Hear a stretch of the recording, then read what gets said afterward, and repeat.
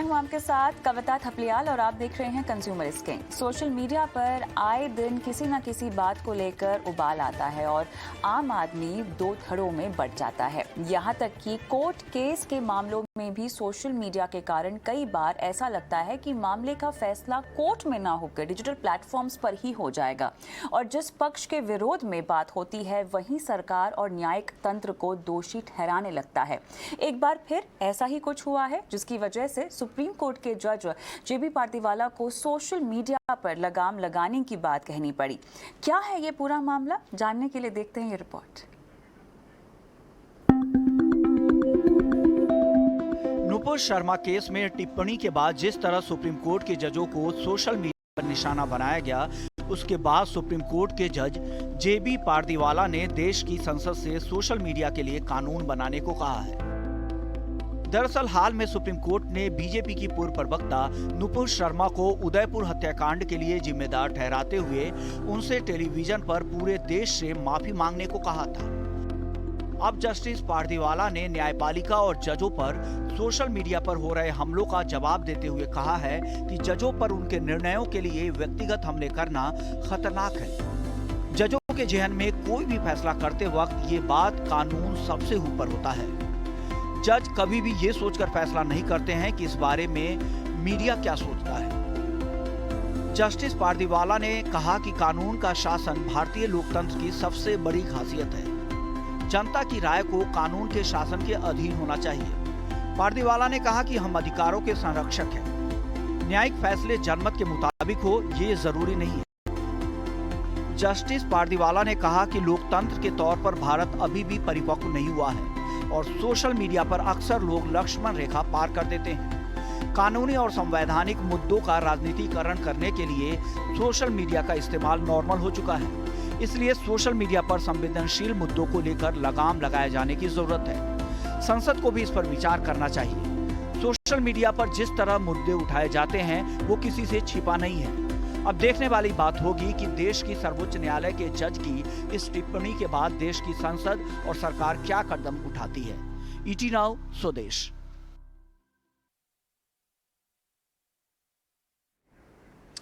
तो सर्वोच्च न्यायालय के जज की तरफ से जो बात कही गई है वो कई मायनों में अहम है।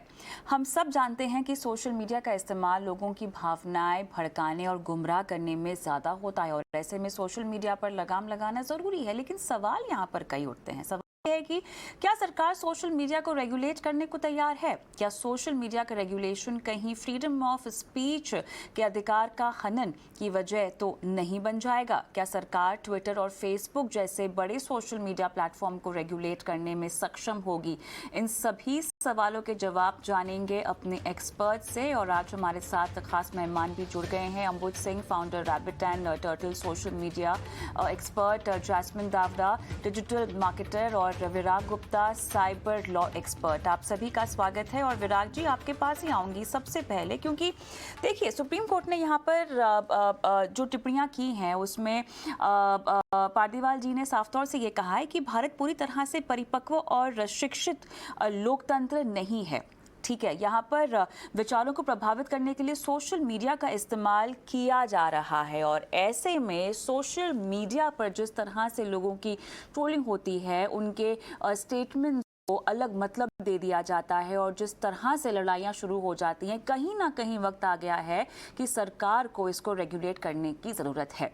हम ये बयान क्यों दिया गया, ये स्टेटमेंट उन्होंने क्यों कही, विराग जी इस पर जाए उससे पहले मैं चाहती हूँ कि आप एक छोटा सा संदर्भ दे दें कि ये किस मामले पर कहा गया है।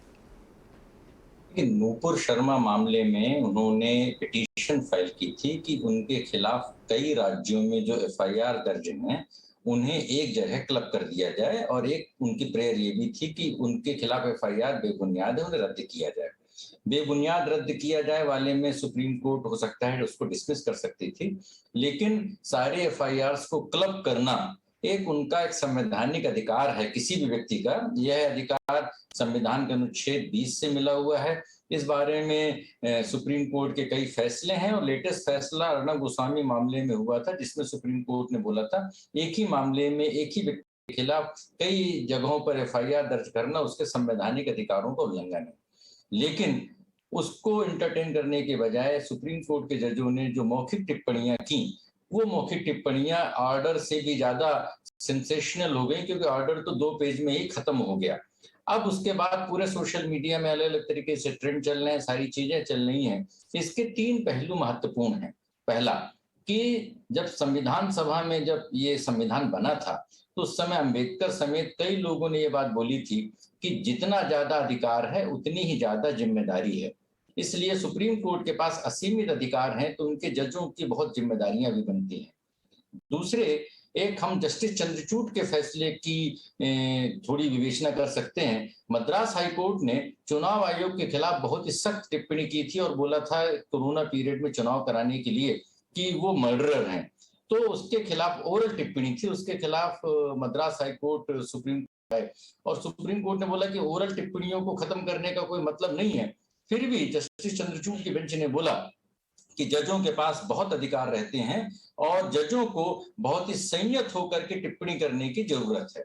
और तीसरी बात, सोशल मीडिया में आते हैं, तो सोशल मीडिया में सिलेक्टिवली एक एक्शन होता है। अभी मैं जानकारी में बता दूं, उदयपुर की घटना के बाद नीति ने सारे सोशल मीडिया प्लेटफॉर्म्स को आदेश देकर के बोला है कि उदयपुर की घटना के बारे में जितने भी पोस्ट और वीडियोस और सारी चीजें हैं उन्हें खत्म कर दिया जाए, क्योंकि इससे पब्लिक पीस हार्मोनी खत्म होती है। तो इसका मतलब यह है कि सरकारों के पास पावर है। हमें 2 बातें समझने की जरूरत है। पहला, कि सुप्रीम कोर्ट के जजों को भी सोशल मीडिया प्लेटफॉर्म्स में एक उनके ग्रीवांस का रिड्रेसल क्यों नहीं होता? अगर उनके ग्रीवांस का रिड्रेसल नहीं होता तो फिर आम जनता का क्या होगा?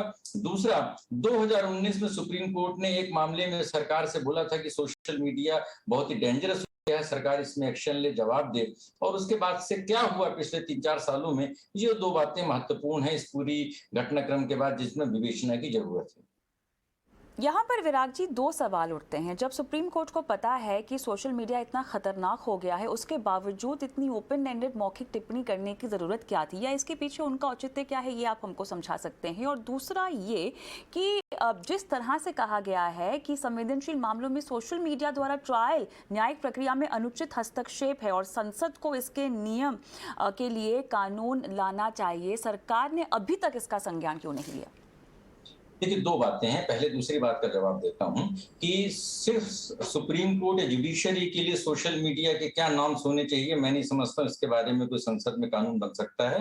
वो कानून बनेगा सभी के लिए बनेगा, और वो कुछ कानून हैं भी, नियम हैं भी, जिनका पालन नहीं होता है। क्योंकि अगर अलग से जुडिशरी के लिए कानून बना तो संविधान के 14 का उल्लंघन होगा।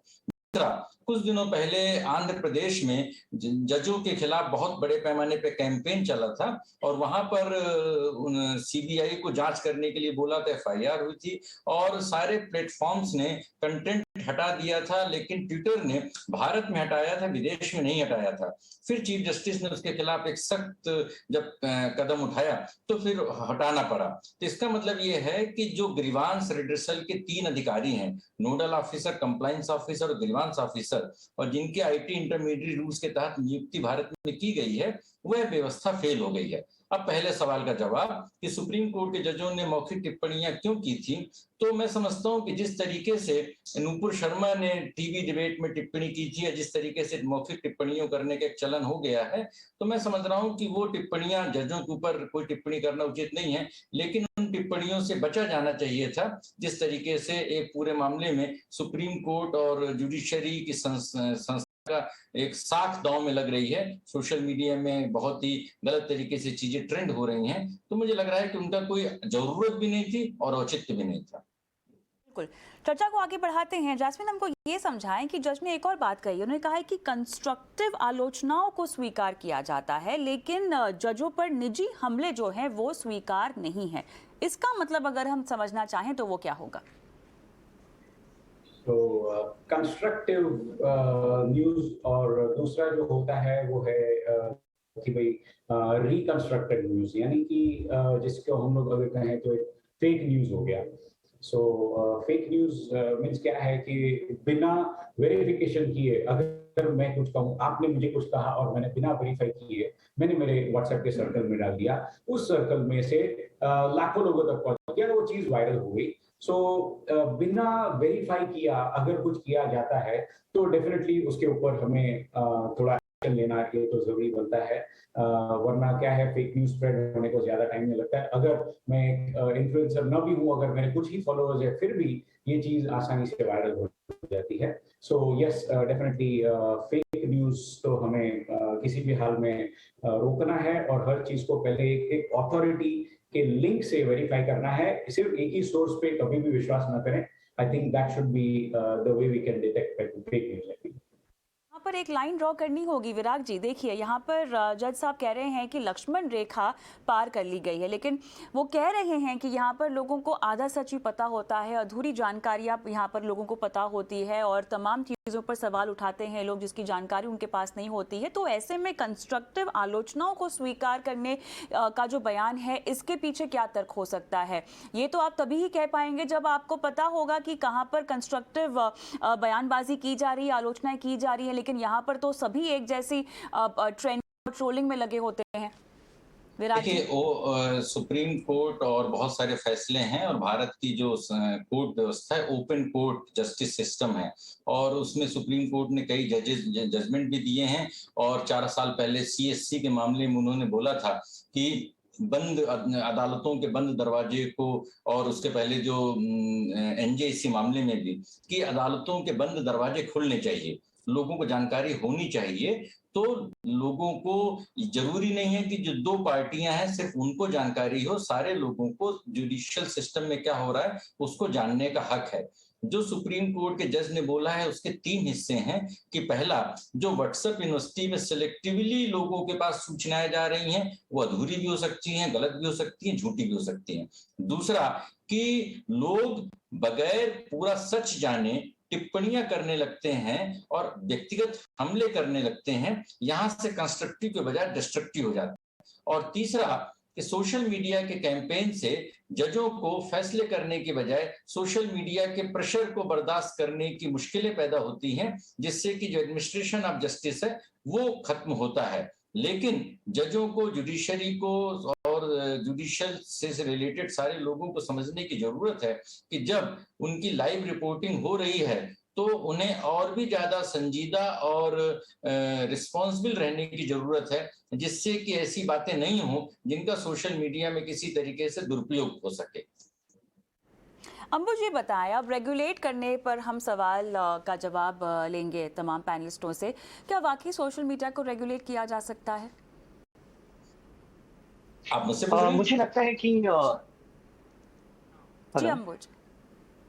हाँ, मुझे लगता है कि रेगुलेशन की जरूरत है, लेकिन इसमें फ्रीडम ऑफ स्पीच को कर्व करने की जरूरत नहीं है। ये बहुत इम्पोर्टेंट है हमारे लिए।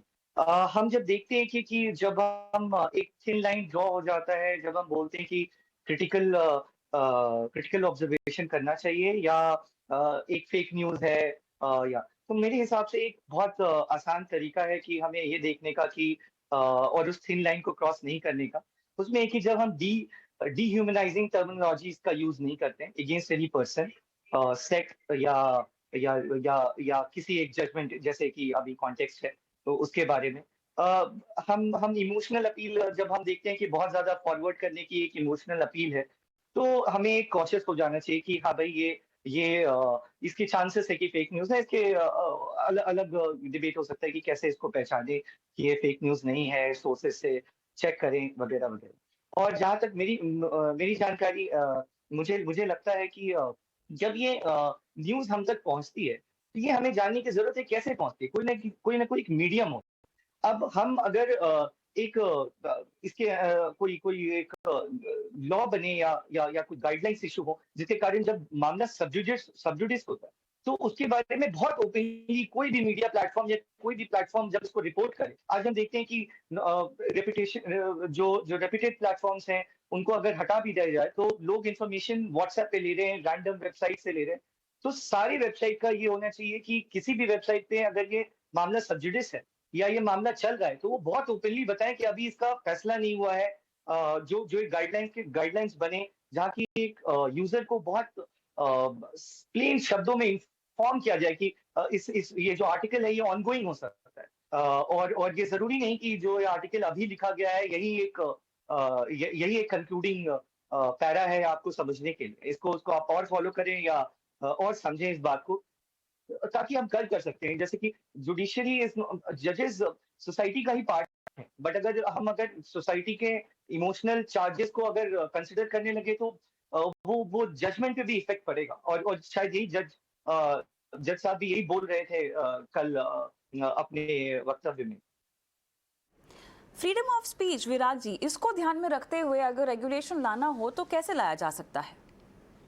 देखिए, फ्रीडम ऑफ स्पीच और सर्टेन रिस्ट्रिक्शंस दोनों आर्टिकल 19(1) में और आर्टिकल 19(2) में दोनों में शामिल हैं। लेकिन आपका जो सवाल था कि रेगुलेशन कैसे किया जा सकता है, तो रेगुलेशन की व्यवस्था ऑलरेडी है और आईटी एक्ट उसके लिए बना है, आईटी इंटरमीडिएट रूल्स उसके लिए बने हैं। और उसमें जो जहाँ पे गड़बड़ होती है, दो जगहों से गड़बड़ होती है। पहली गड़बड़ होती है कि कोई फेसबुक पोस्ट होती है, कोई ट्विटर होता है पोस्ट होती है, और या कोई समाचार होता है, उसमें जो कमेंट्स आते हैं वो कमेंट्स अनफिल्टर्ड रहते हैं। कायदे से वो जो ऐप है या जो वेबसाइट है या जो उसका ओरिजिनेटर है, जिसको हम इंटरमीडिएट कहते हैं, ये उसकी जिम्मेदारी है कि उस कमेंट्स में बहुत सारी भद्दी भद्दी गालियां होती हैं और बेसिकली वो ट्रोलिंग होती है। तो ये एक जिसको करने की जरूरत है, जिसको बोलते हैं कि पोल्यूटर पेज प्रिंसिपल, जिसके यहाँ पर गड़बड़ हो रही है उसकी जिम्मेदारी होनी चाहिए कि आप ऐसा नहीं है कि आप किसी भी कमेंट्स को वहां पर अलाउ कर दें। दूसरे नंबर पर कि जो इंटरमीडिएट की जो गाइडलाइंस हैं उनको लागू करने के लिए कोई एक रेगुलेटरी व्यवस्था भारत में नहीं बनी है। तो हर चीज के लिए, और सुप्रीम कोर्ट ने, मैं मानता हूं कि गलत फैसला था 7 साल पहले 66A खत्म कर दिया, तो अब हर चीज के लिए एक आईपीसी के तहत एफआईआर होने लगी है। बड़ा सिंपल सिस्टम ये है कि देश के हर बड़े मीडिया प्लेटफॉर्म जो कि सोशल मीडिया प्लेटफॉर्म हैं, उनके ग्रीवांस ऑफिसर, कंप्लायंस ऑफिसर और उनके जो दूसरे ऑफिसर्स के डिटेल हैं, उनकी डिटेल सरकार अपने विज्ञापन में और ये कंपनियां अपने प्लेटफॉर्म पे बिल्कुल होम स्क्रीन में उनका मोबाइल नंबर, उनका टोल फ्री नंबर, तो मैं समझता हूं कि 80-90% कचरा इसमें खत्म हो जाएगा। दूसरा, इन प्लेटफॉर्म्स में 30 से 40% फर्जी यूजर्स हैं जो आईटी सेल के काम आते हैं, जो ट्रोलिंग के काम आते हैं। ये कंपनियां जानबूझ करके लोगों को ब्लू टिक नहीं देती हैं जिससे कि उनका मुनाफा बढ़े। तो मैं समझता हूँ सनसनी, अपराध, हिंसा और इन सब चीजों से इन कंपनियों को मुनाफा है, इसलिए नियम हैं, इनके भी अपने खुद के नियम हैं इन कंपनियों के, सारे कंपनियों सरकार के, तो लगातार बैठकों का दौर इन तमाम सोशल मीडिया प्लेटफॉर्म के स्टेक होल्डर्स के साथ कर ही रही है और मेरे ख्याल से जो बैठकों का दौर जारी है वो इसी लिए भी है कि किस तरह से सोशल मीडिया पर जो फर्जीपना होता है, जो ट्रोलिंग होती है और जो हेट कमेंट्स होते हैं, उन पर कहीं ना कहीं अंकुश लगाया जाए।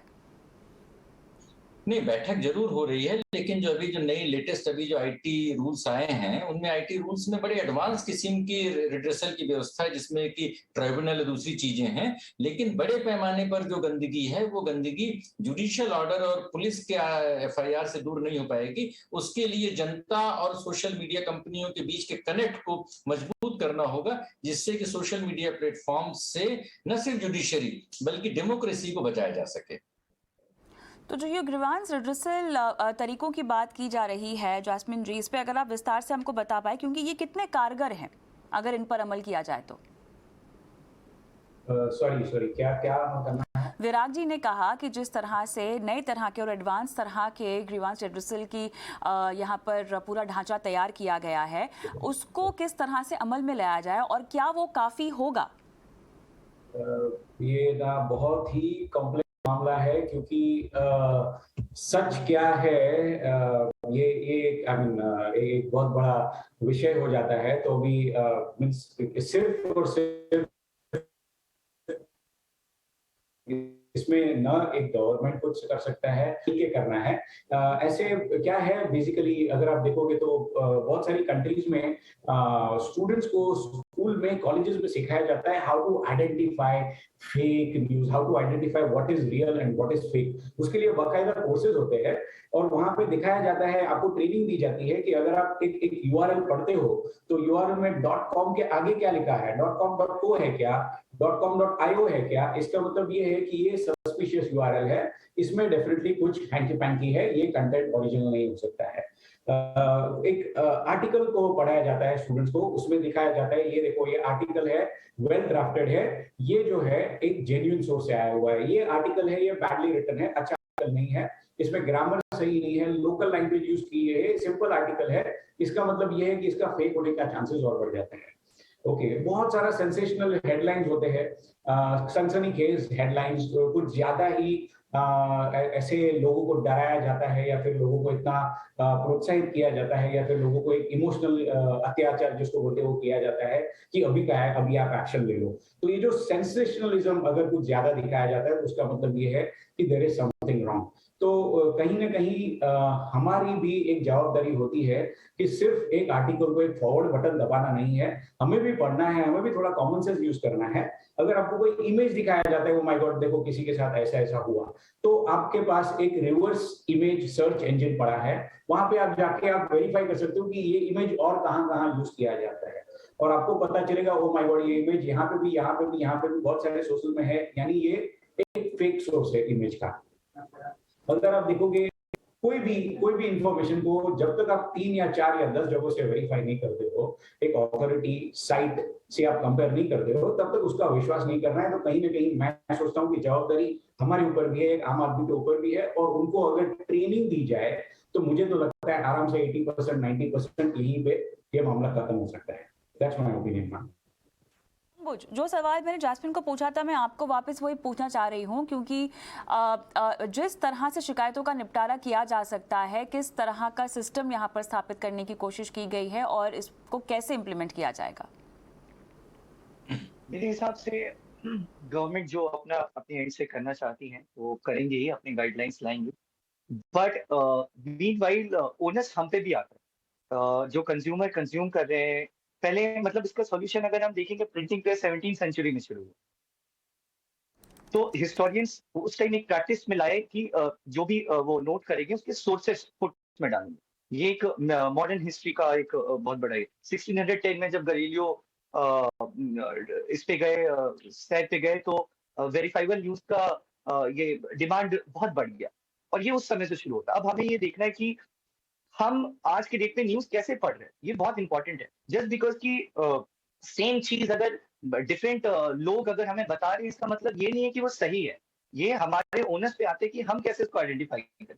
बेसिक है जो सर भी बता रहे थे अभी, एक हमें बहुत इंपॉर्टेंटली सोर्स देखना चाहिए, क्या सोर्स है, क्या वो सही है कि नहीं। आज की डेट में जितने भी रेप्यूटेड मीडिया हाउसेस हैं उनके नाम पे कुछ डोमेन में आई लगा के या कुछ लेटर्स लगा करके उसको ये करना है, उसको डिफरेंट एक यूआरएल पे रीडायरेक्ट कर देते, और ये सारी इंफॉर्मेशन ये ओनर्स फिर सोशल मीडिया कंपनीज पे भी आता है। दे आर टेक जायंट्स, उनको पता है कि ये उनके पास टेक रिसोर्सेस इतने सारे हैं कि उनको they can identify, so they need to be accountable for what is being shared on their platform at the end of the day.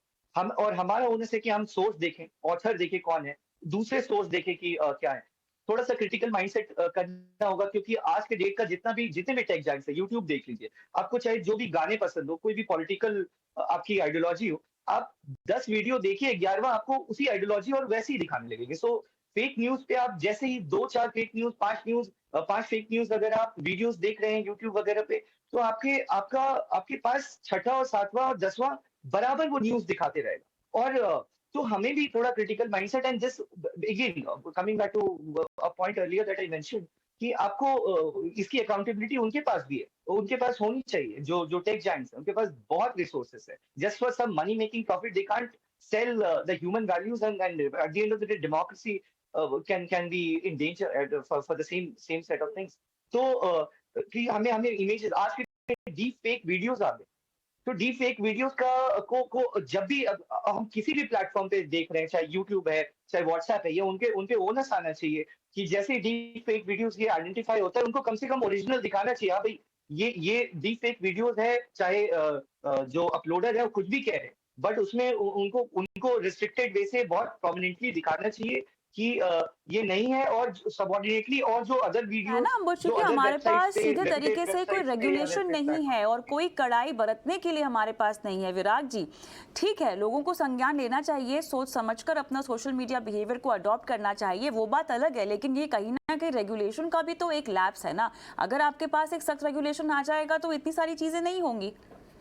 देखिए, 3 बातें हैं। पहला जो जज साहब ने बोला है कि इमैच्योर डेमोक्रेसी है, वो आंशिक तौर पर या बहुत पैमाने पर सही है, और यहीं पर ये बातें जो सुझाव दिए जा रहे हैं बहुत एप्लीकेबल नहीं होते हैं। जहां पर 80 करोड़ लोग सरकारी राशन पर निर्भर हों या बहुत सारे लोग अनपढ़ हों और उनके हाथ में मोबाइल है जिसमें व्हाट्सएप है, तो उनसे अपेक्षा नहीं की जा सकती है कि वो कोई बहुत ही जिम्मेदारी की बात करेंगे। इसलिए यहाँ पर बात आती है, जैसे आप समझिए नारकोटिक्स है, और नारकोटिक्स ड्रग्स में जो छोटे छोटे उपभोक्ता हैं, आप ग्राहकों को पकड़िए, लेकिन नारकोटिक्स आ कहां से रही है, आप उस सप्लाई को रोकिए नहीं।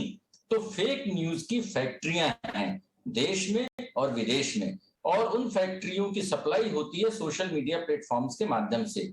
तो उन फैक्ट्रियों को बंद कराने की जरूरत है, जिसके वेस्टेड इंटरेस्ट हैं, मीडिया में भी हैं, पॉलिटिकल पार्टीज में भी हैं, कॉर्पोरेट्स में भी हैं, और सोशल मीडिया प्लेटफॉर्म्स को उनसे मुनाफा मिलता है। और ये धंधा बंद इसलिए नहीं होता है कि सरकार बहुत ही एक सख्त नहीं है, और जब भी सरकार आधे अधूरे मन से कुछ करना चाहती है तो उसको प्राइवेसी और फ्रीडम ऑफ एक्सप्रेशन के नाम पर बंदिशें या बैरियर, उसमें अड़ंगेबाजी हो जाती है।